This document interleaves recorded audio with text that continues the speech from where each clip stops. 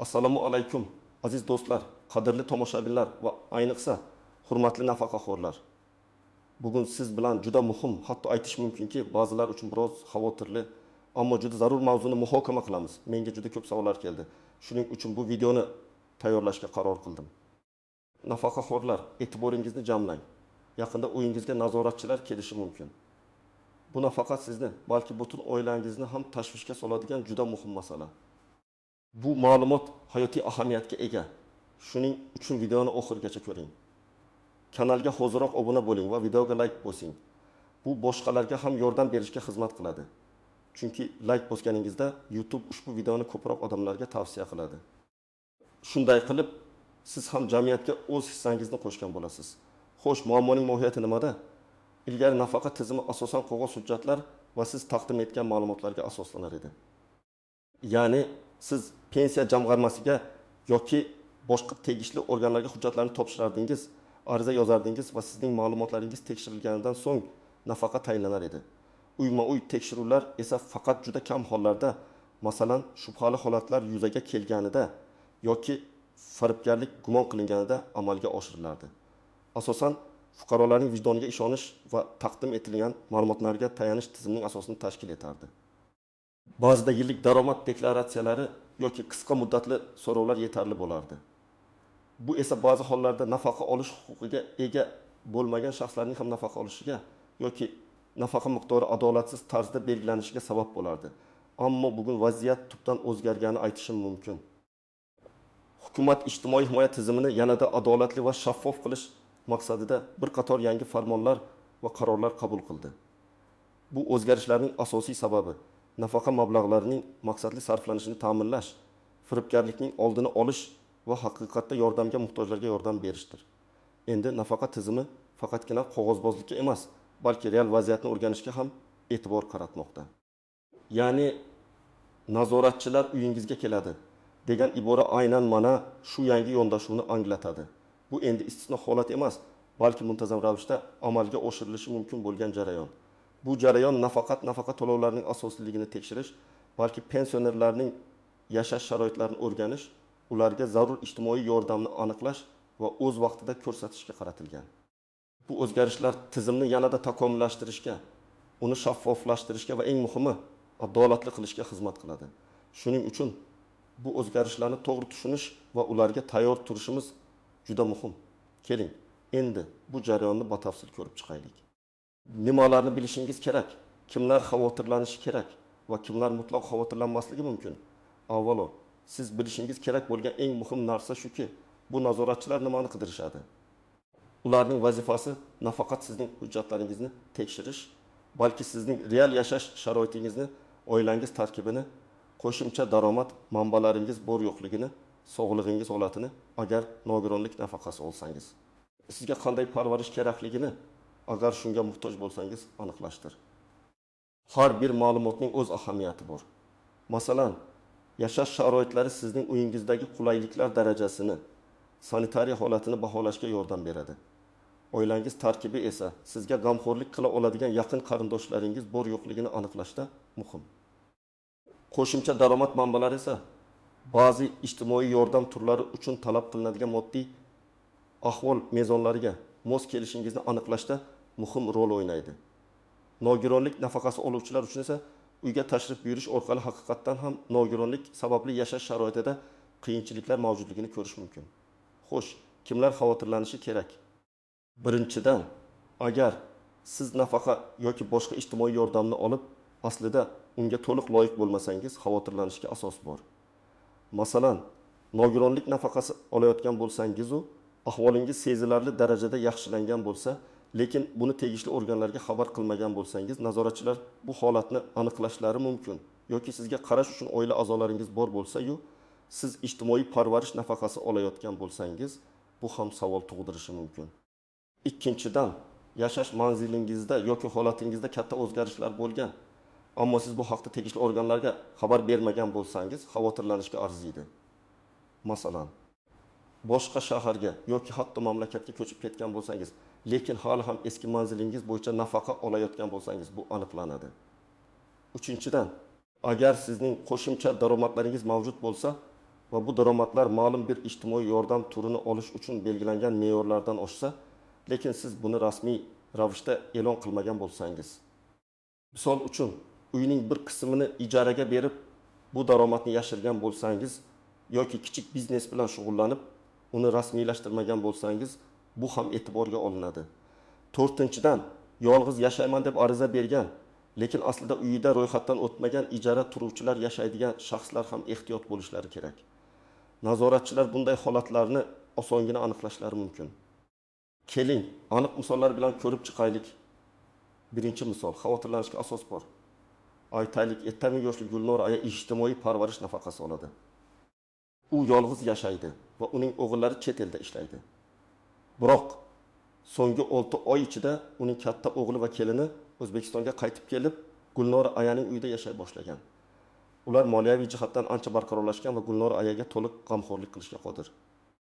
Lekin Gulnora aya bu o'zgarishni pensiya jamg'armasiga xabar bermagan. U har oyda 2,5 ming so'm ijtimoiy parvarish nafaqasini olishda davom etmoqda. Nazoratchilar kelganida ular uyda yashovchi o'g'il va kelinni ko'rishadi.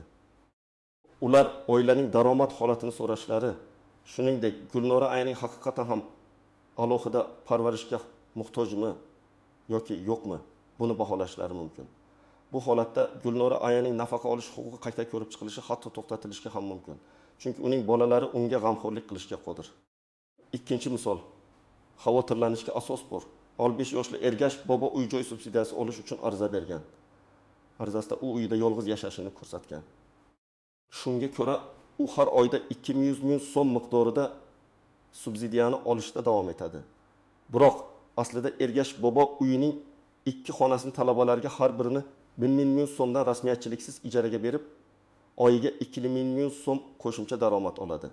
Nazoratchilar uyga tashrif buyurganlarida xonalarda talabalar yashayotganini ko'rishadi. Talabalar bilan suhbatlashishadi va ijara munosabatlari haqida ma'lumot olishadi. Bu holatda Ergash boboning daromadi subsidiya olish uchun belgilangan me'yorlardan ancha yuqori bo'ladi. Natijada u subsidiyadan mahrum bo'lishi va hatto noqonuniy olingan mablag'larni qaytarish kerak bo'lishi mumkin. Xo'sh, kimlar xavotirlanmasligi kerak? Agar siz barcha mezonlarga to'liq mos keladigan, har qanday o'zgarishlarni o'z vaqtida tegishli organlarga xabar beradigan va yashiradigan hech narsasi bo'lmagan pensioner bo'lsangiz, mutlaqo xavotirlanmasligingiz kerak. Bu jarayon sizga qarshi qaratilgan emas, balki tizimni yaxshilashga qaratilgan. Bu shunchaki tekshiruv jarayoni, ayblov emas. Siz o'z huquqlaringizni bilishingiz va ularni himoya qila olishingiz kerak. Xolos. 3-misol, xavotirlanishga asos yo'q. 75 yoshli Zuhra momo yolg'iz yashaydi va har oyda 800 ming so'm miqdorida asosiy pensiyasini oladi. Uning yashash sharoitida hech qanday o'zgarish bo'lmagan. U barcha hujjatlarini tartibli saqlaydi. Pasporti, pensiya kitobchasi, uy hujjatlari, kommunal to'lovlar kvitansiyalar joyida. Nazoratchilar uning uyiga tashrif buyurishadi. Uning yashash sharoitlarini tasdiqlashadi. Savollar berishadi. Zuhra momo ularga barcha kerakli ma'lumotlarni taqdim etadi. Tekshiruvchilar uning holati qonuniy me'yorlarga to'liq mos kelishiga ishonch hosil qilishadi va hech qanday muammo yuzaga kelmaydi. Zuhra momo o'z pensiyasini ilgari qanday olgan bo'lsa, shunday davom ettiradi. 4-misol, muayyan nogironlik holati. 6 yoshli Komil aka tayanch harakat a'zolari bilan bog'liq muammolar tufayli 1-guruh nogironlik nafaqasi oladi. Uning xonadonida nogironlar aravacha uchun pandus o'rnatilgan maxsus ushlagichlar mavjud. Nazoratchilar tashrif buyurganlarida Komil akaning uy sharoitlari uning e'lon qilingan nogironligi holatiga mos kelishini ko'rishadi. Uning tibbiy hujjatlari joyida, sog'lig'i holati haqidagi ma'lumotlar pensiya jamg'armasidagi ma'lumotlarga to'g'ri keladi. Nazoratchilar bu tekshiruvni o'tkazishdan maqsad Komil akaning pensiyasini to'xtatish emas, balki uning haqiqiy ehtiyojlarini aniqlash va zarur bo'lsa, qo'shimcha yordam turlarini taklif qilish ekanini tushuntirishadi. Bu holatda ham Komil aka hech qanday muammosiz pensiyasini olishda davom etadi. Endi esa qoidalardagi istisnolarga, yashirin tuzoqlarga va ko'zga ko'rinmas nozik jihatlarga to'xtalib o'tamiz. Istisnolar ba'zi pensioner kategoriyalari uchun tekshiruv protokollari farq qilishi mumkin. Masalan, urush faxriylari yoki juda keksa yoshdagi nogironligi og'ir bo'lgan shaxslar uchun tekshiruvlar kamroq invaziv bo'lishi mumkin. Ba'zi hollarda ularning ahvol tufayli uyga tashrif buyurmasdan hujjatlar orqali tekshiruv amalga oshirilishi mumkin. Ammo bu qoidalardan butunlay ozod degani emas. Faqat tekshiruv uslubi biroz yengillashtirilishi mumkin. Shuningdek, ba'zi bir tekshiruvlar umumiy reja asosida emas, balki faqat muayyan sababga ko'ra, masalan, kimdir shikoyat qilgan bo'lsa, amalga oshirilishi mumkin. Hozirgi kunda markazlashtirilgan tizimda hududlar bo'yicha farqlar kam. Ammo ba'zi mahalliy dasturlar doirasida qo'shimcha tekshiruvlar bo'lishi mumkin. Yashirin tuzoqlar va ko'zga ko'rinmas nozik jihatlar birinchidan hujjatlarni tayyor holda saqlamaslik. Bu tekshiruv jarayonini sekinlashtiradi va hatto nazoratchilarda shubha uyg'otishi mumkin. Hujjatlaringiz tartibsiz bo'lsa, sizning holatingizni to'g'ri baholash qiyinlashadi. Ikkinchidan, savollarni noto'g'ri tushunish. Nazoratchilar sizga aniq savollar berishi mumkin, ammo tushunmovchiliklar tufayli siz noto'g'ri javob berishingiz va holatingizni adolatdan chetda qoldirishingiz mumkin. Shuning uchun tushunmagan savolingizni takroran so'rashdan cho'chimang. Uchinchidan, vahimaga tushib, keragidan ortiqcha gapirish yoki aksincha hech narsa aytmaslik. Bu ikkala holat ham sizning holatingizni yomonlashtirishi mumkin. Xotirjam bo'ling va faktlarni aniq bayon qiling. To'rtinchidan, begona shaxslarni uyga kiritmaslik.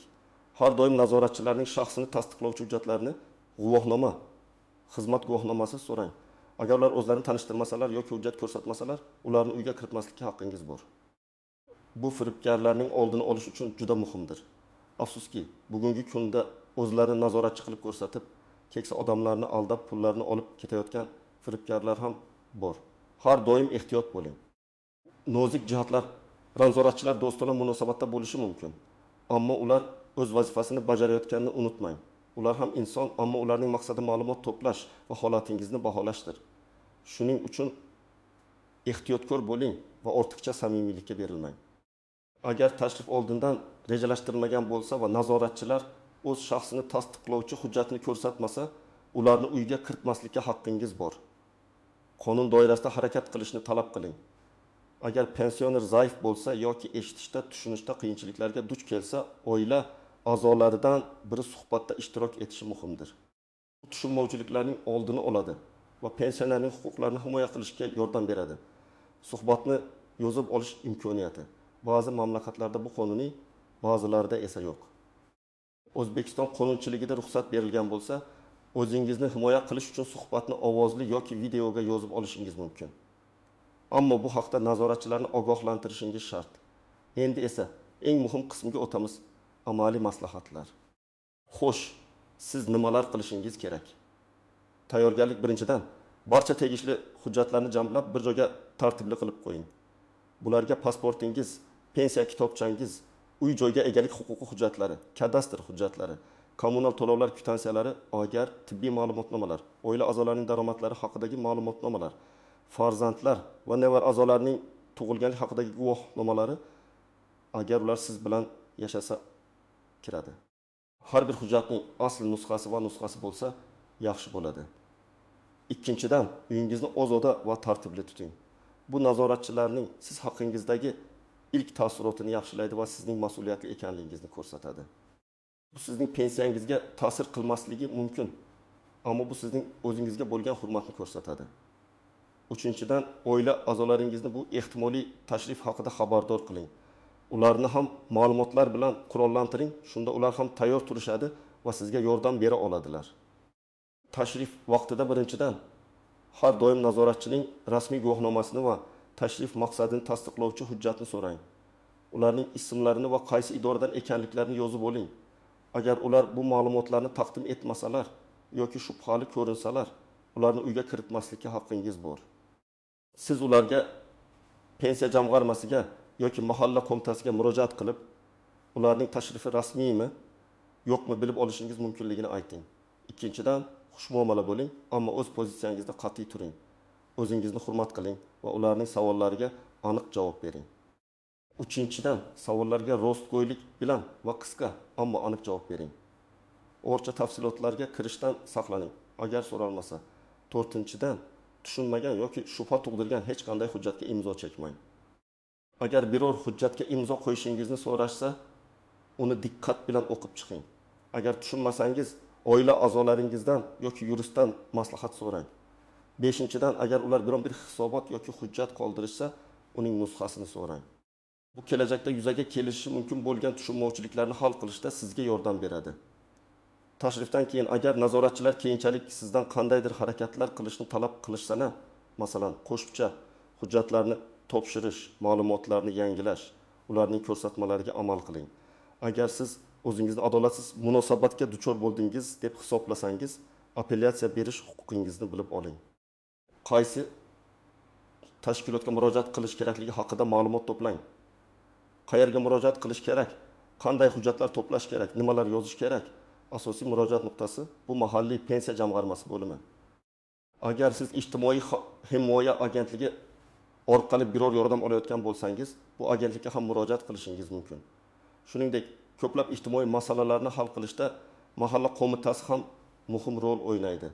Mahalla raisiga murojaat qilib maslahat olishingiz mumkin. Masalan, agar sizning yashash sharoitingizda o'zgarish bo'lsa, siz quyidagi kabi oddiy ariza bilan murojaat qilishingiz mumkin. Ariza namunasi O'zbekiston Respublikasi Pensiya jamg'armasi shahringiz, tumaningiz bo'lim boshlig'iga men. Ismingiz, familiyangiz, otangizning ismi, pasport seriyasi va raqami, yashash manzilim to'liq manzil, nafaqa oluvchisi, pensiya turi, nafaqa turi hisoblanaman. Mening yashash sharoitimda quyidagi o'zgarishlar bo'lganligini ma'lum qilaman. O'zgarishning batafsil tavsifi. Masalan, mening o'g'lim ismi va kelinim ismi chet eldan qaytib kelib, men bilan birga yashay boshladi. Yoki uyimning bir qismini kimga, qancha muddatga ijaraga berdim va hokazo. Ushbu o'zgarishlar mening nafaqa olish huquqimga qanday ta'sir qilishini aniqlash hamda tegishli choralar ko'rishni so'rayman. Ilova o'zgarishlarni tasdiqlovchi hujjatlar, masalan, o'g'ilning pasport nusxasi, nikoh guvohnomasi nusxasi, ijara shartnomasi nusxasi va hokazo. Hurmat bilan ismingiz, familiyangiz imzo sanagi. Bunday arizani 2 nusxada tayyorlab, birini pensiya jamg'armasiga topshiring va ikkinchi nusxasiga qabul qilgan shaxsning imzosini va sanasini qo'ydirib oling. Bu sizning har qanday o'zgarishlarni o'z vaqtida xabar berganligingizni tasdiqlovchi hujjat bo'ladi. Xulosa qilib aytganda, aziz do'stlar, bu nazorat sizning huquqlaringizni himoya qilish va tizimni yanada adolatli qilish uchun joriy etilmoqda. Agar siz tayyor bo'lsangiz, barcha hujjatlaringiz joyida bo'lsa va halol bo'lsangiz, hech qanday xavf yo'q. Aksincha, bu jarayon haqiqatda yordamga muhtojlarga yordam berish uchun sharoit yaratadi. Muhimi xotirjamlikni saqlash, o'z huquqlaringizni bilish va nazoratchilar bilan hamkorlik qilishdir. Sizning halolligingiz va tayyorgarligingiz har qanday tushunmovchilikning oldini oladi. Siz bu haqda nima deb o'ylaysiz? Bu o'zgarishlar to'g'rimi? Izohlarda fikringizni yozing. Siz bilan shunday vaziyatlar bo'lganmi? Tajribangiz bilan o'rtoqlashing. Videoga like bosing va kanalga obuna bo'lishni unutmang. Bu bizga kelajakda ham siz uchun foydali va muhim ma'lumotlarni tayyorlashga yordam beradi. Keyingi videolarni ko'rishguncha sog' va salomat bo'ling.